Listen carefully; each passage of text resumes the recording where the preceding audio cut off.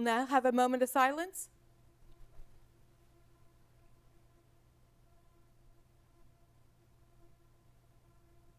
Please join me in the Pledge of Allegiance.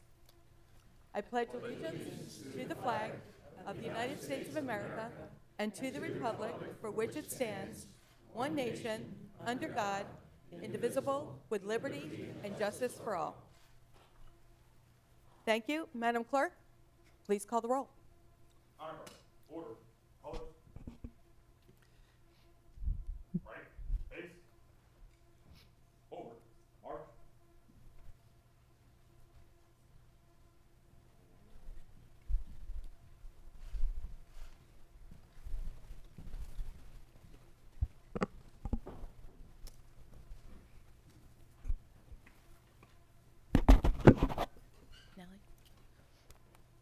Mr. Bell? Here. Mr. Carter? Here. Mr. Cartier? Here. Ms. Durham? Here. Ms. George? Here. Ms. Hartley-Nagel? Here. Mr. Hollins? Here. Ms. Kilpatrick? Here. Mr. Sheldon? Here. Mr. Smiley? Here. Mr. Street? Here.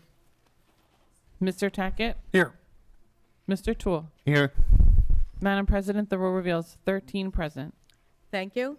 Will Ms. Kilpatrick and Ms. George please escort the County Executive, Matt Meyer, into chambers to present the 2025 budget address.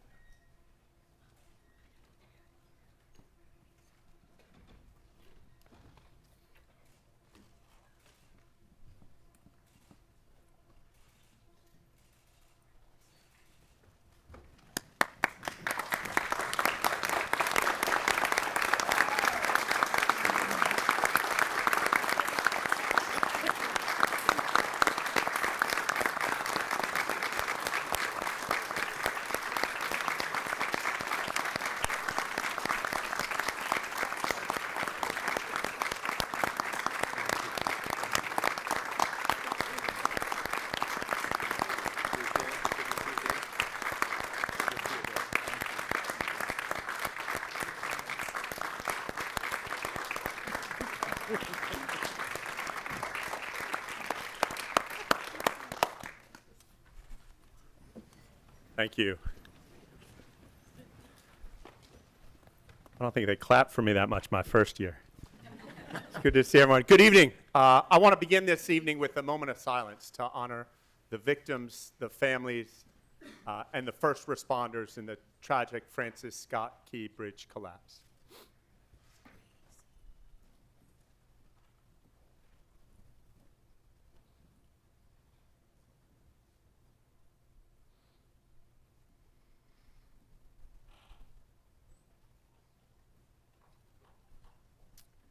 Thank you. Our thoughts and prayers are with our Maryland neighbors and with my friends Mayor Scott, Governor Moore, and Baltimore County Executive Johnny O, who I just spoke to a few moments ago. Thank you to Council President Hartley-Nagel for the invitation to be here this evening to discuss the state of our county and share the highlights of the fiscal year 2025 budget that we propose for County Council consideration. I want to thank the members of County Council for your partnership, your advocacy, and our occasionally spirited debates while I've served as County Executive. You've continued to demonstrate legislative and you've continued to demonstrate leadership in addressing legislative and constituent matters for the residents of the county. We've heard your recommendations and incorporated many of them into the budget that we propose tonight. Thank you also to our other fellow elected county elected leaders who are here. Sheriff Scott Phillips, Register of Wills Ciro Poppity, Clerk of the Peace Lisa Dara. Recorder of Deeds Mike Kozakowski called me yesterday. He's with his wife. They could not be here tonight. Your sound fiscal management is an important part of our ability to sustain and grow county services through good times and bad. Thank you to all of our county employees working every day in service to our residents. I also want to thank the union leaders who advocate on employees' behalf every day, local presidents, John Spence, Chris Schetzler, Mike Bagato Jr., Brian Bradford, Frank Gentry, and John Yard. To the dedicated leaders of county departments who make up my cabinet, many of whom are here tonight, your continued efforts to serve the residents of Newcastle County and your fellow employees are critical to what we will be discussing this evening. So thank you. I appreciate your collective leadership. I recognize this is my 8th and final budget address to you. I also recognize that tonight is also a first. It is my son Levi's first budget address.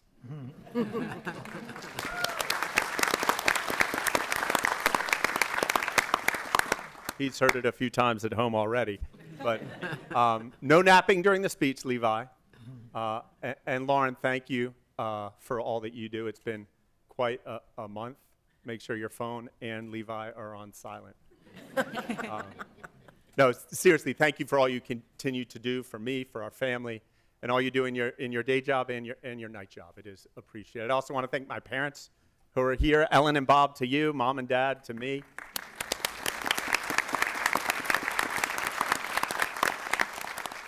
Thanks for your continued support. Not getting too mad at me when I took those county council phone calls during family dinners. As many of you know, I'm a former public school teacher, math teacher, and small business owner. This has been my first elected office. In my 8 years as county executive, we've shown that local government can still work for the people, and it can work in incredibly meaningful ways. Yes, government, local government, can solve real problems for real people. As you know, government officials often make promises. Tonight is a reminder that we don't just make promises, we make plans. And from those plans, we make progress. Let's take a moment to discuss that progress. On safer communities, today both our violent and nonviolent crime rates in areas policed by our county police are at historic lows. Total criminal events are down 17% since 2017. Gun violence is down 16% since 2017, and burglaries are down over half, 58%. This is in part due to extraordinary work by our police and 911 heroes. But it's also about innovative approaches where we are investing in communities. A few years ago, Councilman Jay Street reached out to me and said, if you want to see improved public safety in our communities, you need to fund something called the Hope Commission, their recommendations. Those recommendations, 20 years old, became the foundation of our Building Better Communities initiative. And I want to thank Councilman Street and all those who served on the Hope Commission decades ago. That work became the seeds for what is truly saving lives and creating safer communities in some of our most vulnerable neighborhoods. Our Building Better Communities initiative is specifically focused on funding programs in neighborhoods that for generations have been historically underserved, with investments in youth support and development programs. We also created something called Project Seed, which is positively impacting communities by engaging residents on mental health and wellness, organizing community cleanups, and stressing the importance of inclusion, education, accountability, and responsibility within neighborhoods. The improvements that have led to safer statistics are also about 21st century policing. 5 years ago, under then Chief Vaughn Bond's leadership, and with strong collaboration from this county council, we created something called the Behavioral Health Unit, the first one at any police agency in the state of Delaware. The unit very simply treats mental health and substance use problems like diseases that need treatment, not incarceration. This program is now a model in this area and nationally. Just last week, the city of Wilmington announced their Partners in Care initiative, modeled off of our county police's program. We owed a debt of gratitude to Lieutenant Alan Herring, Lieutenant Sakina Slayton, Officer Colleen Kearns, and our partners at Christiana Care, and so many others for working on the front lines of this mental health and substance use epidemic every single day. And the result of years of investment is safer communities. With our new Police Accountability Board, the first in the state, we will continue to give our communities the leading voice in how we make every corner of our county safer. On housing, well, the rent is still too damn high. But in the past 8 years, we've taken historic steps together to address housing costs that are indeed rising too fast. In fact, other counties are starting to replicate our work to increase housing affordability for Delawareans. We are investing to build and rebuild over 1,000 units of affordable housing. We've partnered to create $700 and $800 a month rental units for families in the Almost Home program, partnering with Habitat for Humanity and JP Morgan Chase. We put our housing trust fund to work, providing incentives to create more housing, and we created a pilot program called Housing Now to move with urgency when affordable housing is being created. The county's leadership in affordable housing is being used as a model for other counties and at the state legislature as they consider inclusionary housing and other requirements that Newcastle County has had for years. For this, we owe a huge debt of gratitude to Councilman Penrose Hollins for his decades and decades.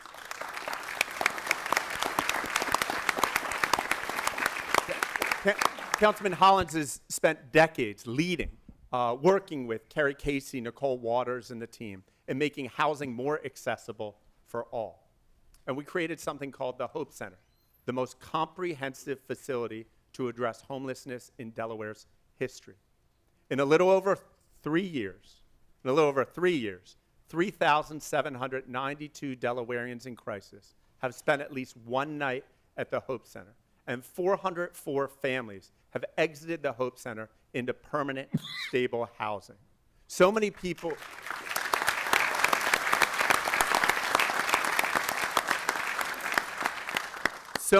have contributed to the impact of the Hope Center.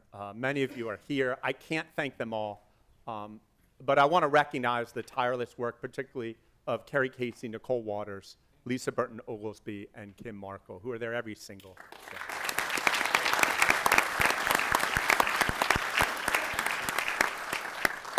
On education, I think many people here know Newcastle County government is not responsible for any schools, but we've taken the lead in actually getting our school funding system right statewide. We launched the soon-to-be-completed reassessment of every property in the county, the first in 40 years. We funded the start of wellness centers in 4 elementary schools to provide critical and very direct mental health supports. This is the first time any local government in Delaware history has provided such supports in our schools. I thank County Council for their support. On libraries, in the past few years, we found that our libraries can thrive even when they're physically closed. During the pandemic, between curbside checkout, online library services through Libby, and little free libraries across the county, our libraries truly took a crisis that could have destroyed our libraries and instead made them even better. The Route 9 and Appoquinimink libraries opened in this administration and are both thriving. Our libraries across the county remain truly open, inclusive, democratic community spaces. Very soon with Levi, I'm going to start using them a lot more myself. In our proposed budget tonight, we include operational investments to support the opening of the new Duck Creek Library and capital investment to build the new, refurbished, new and improved Newark Free Library, which is being designed to include features like a performance space, recording studio, and a green roof. I stand by my 2 rules for the design of the Newark Library. It must be extraordinary, and it must have books. On jobs, the Jobs Now program we started years ago has now provided efficient and fair approvals to complex land use projects, creating over 13,000 jobs, many of them new jobs for Delawareans. On climate, our Green NCC program put in place the most stringent stormwater and forestry regulation of any local government in our state's history. Our climate mitigation efforts have resulted in every Newcastle County flood insurance policyholder receiving a 25% discount on premiums. Environmental justice guided our lawmaking like never before, limiting the burden of a growing landfill in Minquadale, in one of our most diverse working-class neighborhoods. We enacted the toughest land use limitations on the building of warehouses in our state. And we recently appointed our first sustainability coordinator to lead our county into the future. We've been intentional about diversifying our workforce and our procurement practices. I hired the first African-American police chief in county's history and the first chief administrative officer, the first African-American chief administrative officer in county history. And as a result, we have changed hiring practices across the county. If you apply today for a job in Newcastle County government, a diverse panel will review your candidacy. These changes are making a difference. 28% of our total workforce is now comprised of people of color, the most in Newcastle County history.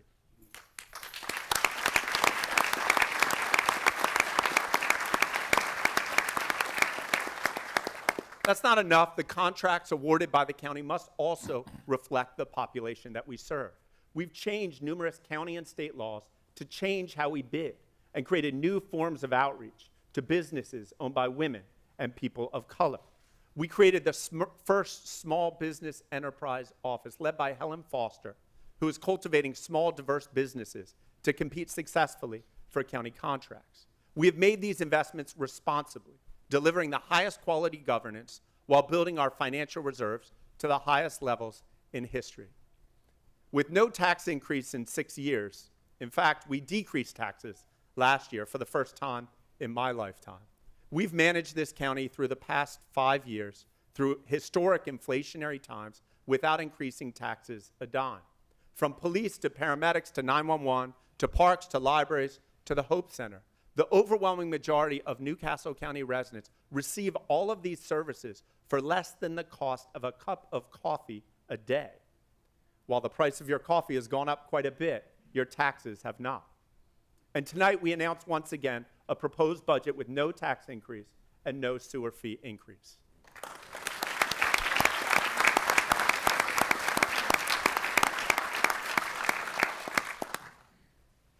As I reflect on my time in office, I'm proud of our record in fiscal management, in improving public safety for our residents and enhancing access to our beautiful parks and libraries, adding softball fields and soccer fields and pickleball and squash, as well as announcing today a county investment to assess the feasibility of an Olympic-sized indoor swimming pool. Whether the Hope Center, 1,000 Kids Coding, or investments like building better communities, we've been focused on giving a voice to the voiceless, protecting those who too often have no say and traditionally don't get any resources from the government. We have and will continue to prioritize the needs of our community's most vulnerable. With you, we've always moved urgently to tackle the real problems that Delawareans face. We've demonstrated that we are a government that truly gets things done. When we came into office in January 2017, the county was facing a dire financial picture and a AAA bond rating under threat. Thanks to our partnership with County Council and with Vanessa Phillips, Michael Smith, Vicki Ford, and the strong and nearly entirely female budget team doing the math, we've made historic progress. It is amazing what we can do together, collaborating with County Council and Finance co-chairs George Smiley, John Cartier.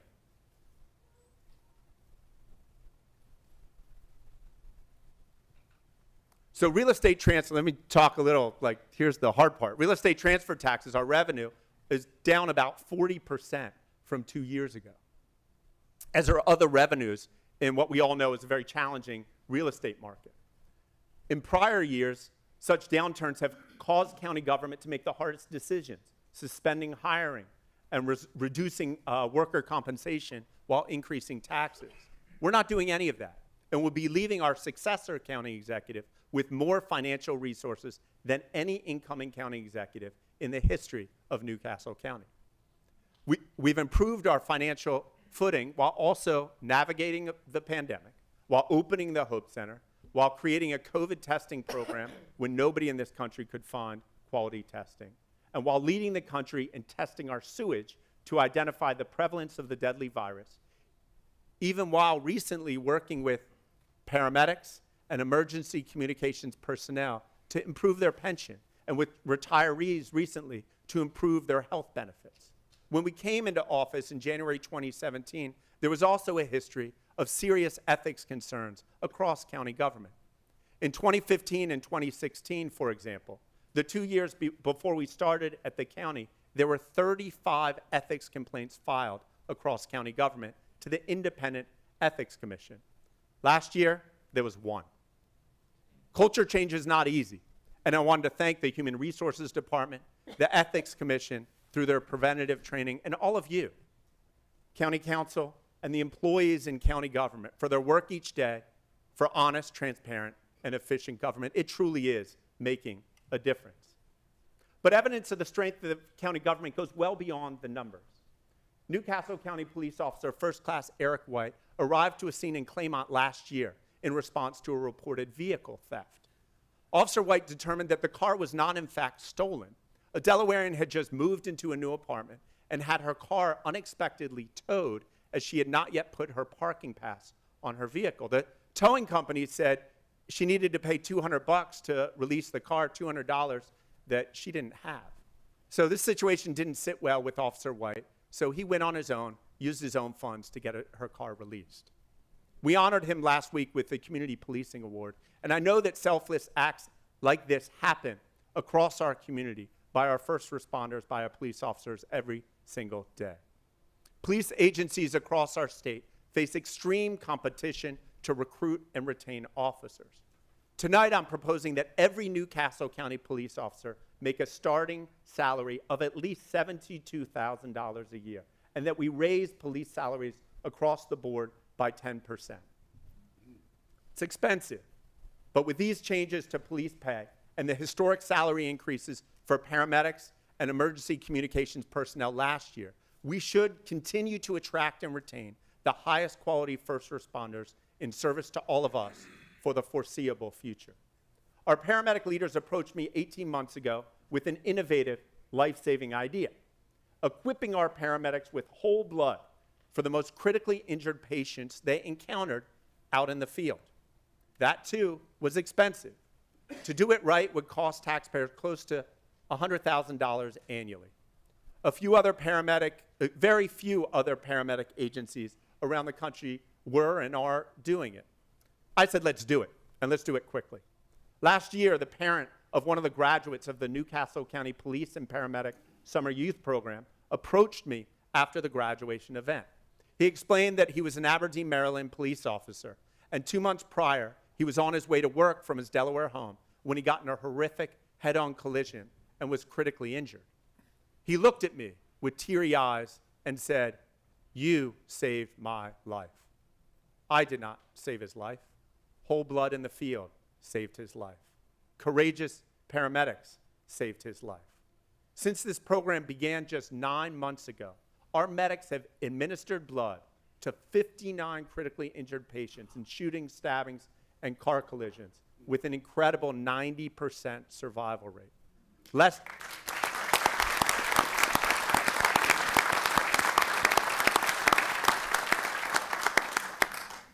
than 1% of Americans have access to a service like this. Paramedic agencies now look to Newcastle County for expertise as they seek to implement this new program. This is exactly what government should be doing: innovating, leading, literally saving lives. In emergency communications, we have also delivered to you like never before. We introduced text to 911 6 years ago in 2018. Last year, we were the first agency in the state to introduce video 911. So callers to 911 can not only tell, but they can actually show our first responders what they are witnessing. Our emergency communications leaders are also thinking in innovative, bold new ways. They developed a workforce development partnership with Howard High School of Technology to integrate our emergency telecommunicators course directly into the high school curriculum for the legal support service class. This allows students with an interest in public safety to learn dispatcher and call-taking duties during their regular classroom instruction. But public safety is not just police, paramedics, emergency management, and emergency communications. We've had historic collaboration with our fire service, investing a total of $31.7 million in the past 4 years. $31.7 million. It's the most Newcastle County has ever invested in our fire service over a 4-year period. Now, every fire company is different, but we know that some companies are truly struggling today with financial stability. And tonight's County Council agenda includes the introduction of an amendment to the current year budget to increase funding to the fire service immediately by 5.7%. In addition, I'm proposing a 3% increase to the fire service for next fiscal year. To better understand the many forces impacting the 21 fire companies across our county, we have also launched a comprehensive study on the sustainability of fire company finances and look forward to seeing the results of that analysis later this year. We know both Kent and Sussex counties have joined us in this analysis to provide a statewide approach to what is truly an urgent issue of statewide concern. Thank you to all the fire company leaders for your active participation in this study process. With our proposed fiscal year 2025 budget, we will continue to strengthen our public safety capabilities in other ways too. We're designing a new Southern Public Safety Satellite Center at Boyd's Corner Road to support the growing needs for police and paramedic responses in southern Newcastle County in partnership with Councilman Bill Bell. We also propose the addition of 4 new 911 telecommunicator positions and 10 new paramedic positions. Our parks remain safe for free family fun. Okay, they're free to enter, but they take significant investment to grow and maintain.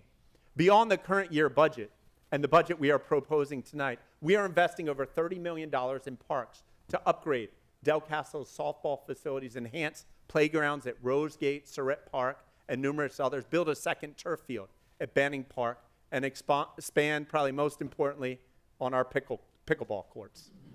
By next year, we're going to have 51 pickleball courts across Newcastle County's 251 parks. As our county and state continues to develop, we must prioritize keeping land as it is, in its natural state. Our administration has built the strongest track record of land preservation. We've protected nearly 2,000 acres of both agricultural and open space just since 2017. And tonight I announced that we will be preserving additional land on the former Delaware National Golf Course with a donation that includes funds for maintenance of the land. An additional $2.5 million is included in our proposed budget to preserve additional lands for generations to come. We've planted 15,000 trees in the last 4 years at Middle Run and other county parks.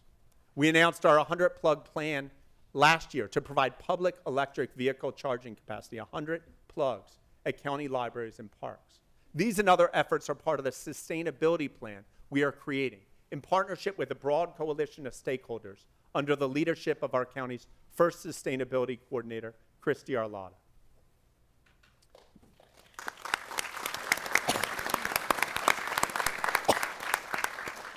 We will share the proposed plan during our Earth Month activities on April 12th and invite everyone to join public meetings about the sustainability plan on April 24th, May 1st, and on May 8th.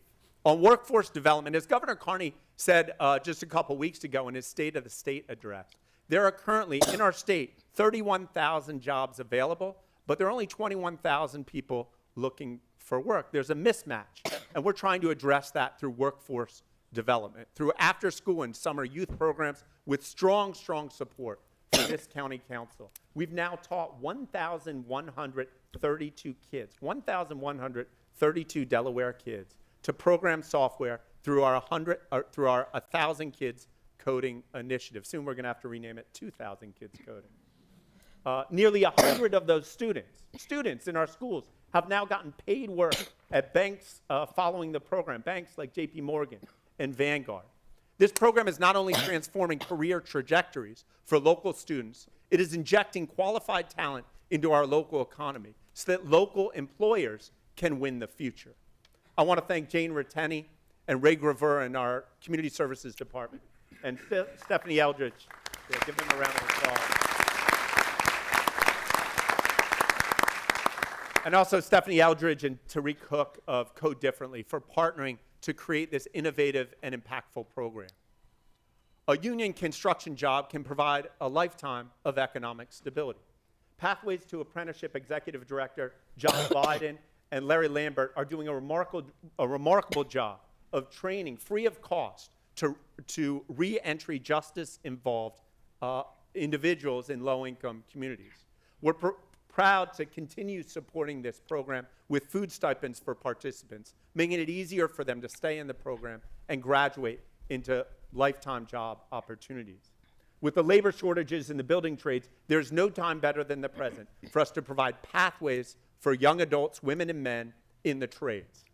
We're joined tonight in this chamber by many nonprofit leaders who are working diligently in our community to address food insecurity, reduce community violence, engage youth in meaningful activities, build affordable housing, and more.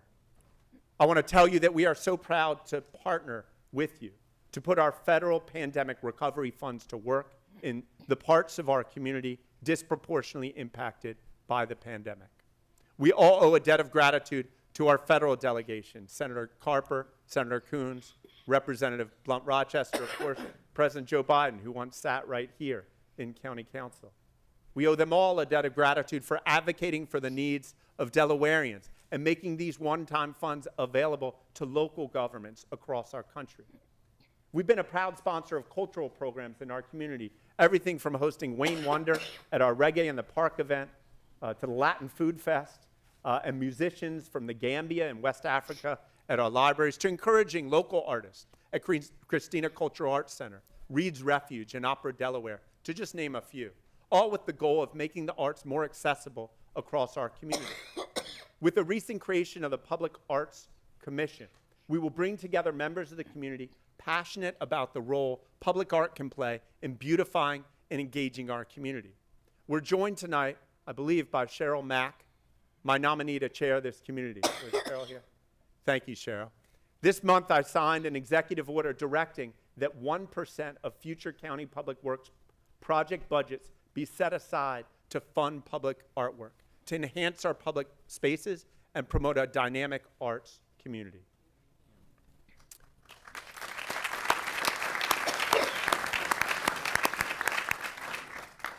Tonight, I propose a total operating budget of $342,427,908, which represents a 3% increase, mostly due to personnel costs. Our proposed capital budget is $34,207,715. Thank you again to the Chief Administrative Officer, Vanessa Phillips, Chief Financial Officer, Michael Smith, Vicki Ford, our chiefs and general managers, and the departments for their months of effort to prepare this year's budget. Thank you also to County Council for your continued collaboration with the administration and for hosting public budget hearings with our department leaders over the next month to discuss the details of this proposed budget. I encourage members of the public to attend these hearings. It's not all hearings and budget. I also want to encourage everyone to attend two of my favorite county events of the year. They're both coming up. We know everyone needs to dance and everyone needs to eat ice cream. So join me in June at our second annual Reggae in the Park Festival, and also on June 29th at our annual Ice Cream Festival at Rockwood Park. In closing, the state of our county is strong. I'm proud of the work that the women and men of Newcastle County government do every single day to address the needs of our community. We are a government that doesn't just make promises, we make plans, and from those plans, we make progress. On a personal note, as we begin our last sprint, I first wanted to shout out Andrea Allman, my Chief of Staff.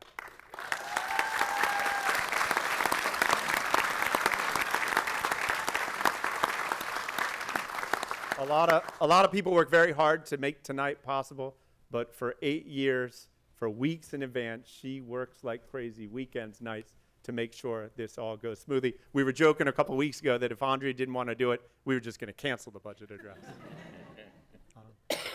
On a serious note, as we begin our last 9 months serving as your county executive, I call it the 9-month sprint, I just want to pause and say thank you. 8 years ago, I was coming from a 6th and 7th grade classroom just a few blocks from here to county government.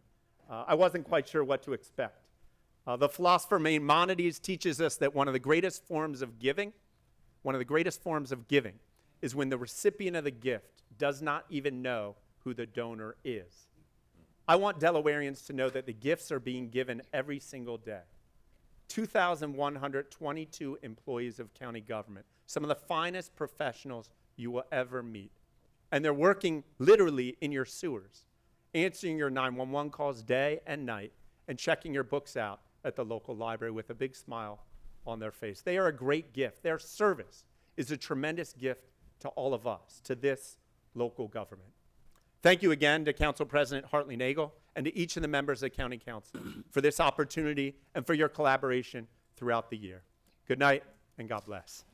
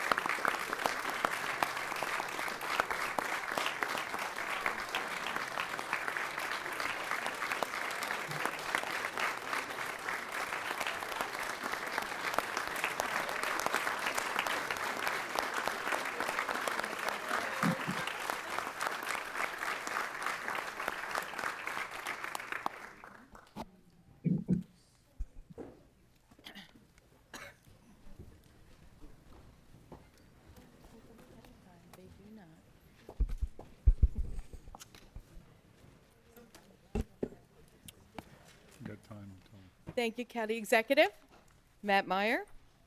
And is there a motion to Motion adjourn? to adjourn. Second. All in favor? Aye. Are there any opposed?